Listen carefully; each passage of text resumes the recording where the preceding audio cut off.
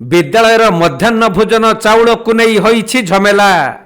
प्रधान शिक्षक 20 क्विंटाल चाउल बिक्री कर अभियोग आनी अभिभावक माने विद्यालय गेट रे ताला पकाई दैछंती।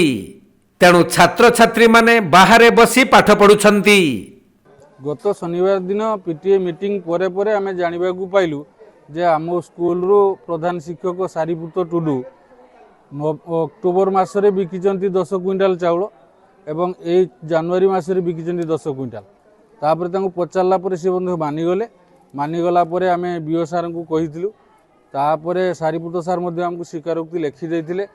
आसंता गत सोमवार दिन एक बैठक बसिबार थिला किंतु सेही दिनरु से फेरार। बीओ सार को जणैला परे मध्य लिखित देला परे मध्य अध्यापति किसी बुझु नांती। तेणु आमे यार तदंत पई बसी रहिछु। ऑफिसर माने आसी कि एठी बुझंतु एठी कथार होची विचार करंतु। बालेश्वर जिला सदर ब्लॉक अंतर्गत आलुमेदा उच्च प्राथमिक विद्यालय रे एहीपरी घटना घटिछि। गत अक्टोबर मास एवं चलित मासरे पिलांक पई आसीथिबा मध्याह्न भोजन चाउल बिक्री करि दैछंती एही विद्यालयर प्रधान शिक्षक।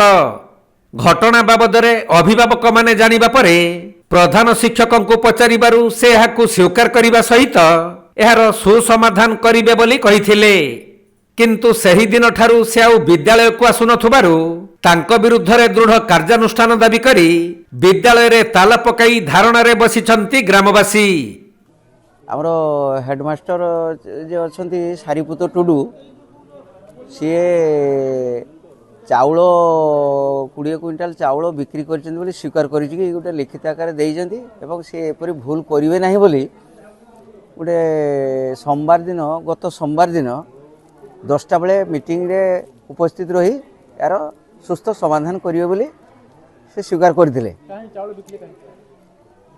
काहे बिकिले से कथा मु आउ केमति कहबी सी कहबे काहे बिकिले का अनुमति बिकिले कोन कले सी तो कहिदिले। किंतु सोमवार दिन आमे 10टा बेले पहुँचला बेले एठी स्कूल रे सी आसी नांती कि गत काली भी आसी नांती आज भी आसी नांती।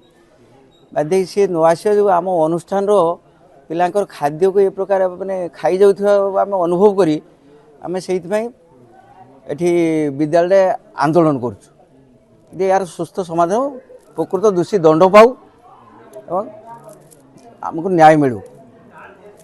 तबे ग्रामवासी माने विद्यालय रे ताला पकाई देबा फल रे छात्र छात्री माने बाहरे बसी पाठ पढ़ुछंती।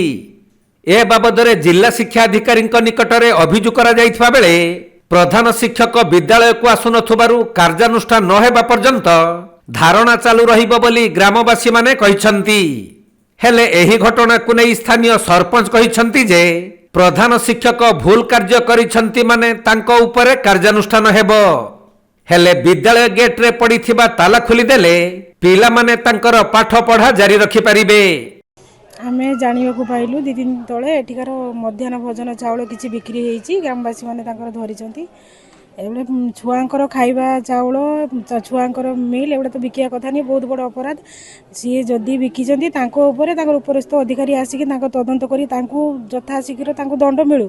किंतु स्कूल एमिति बंद न करी स्कूल चलू छुआ माने तांकर पाठ पढंतु तांको खाइबा ठीक टाइम रे मिलू। बालेश्वर जिला बालियापालरू सुभाष दासଙ୍କ रिपोर्ट कोणार्क लाइव।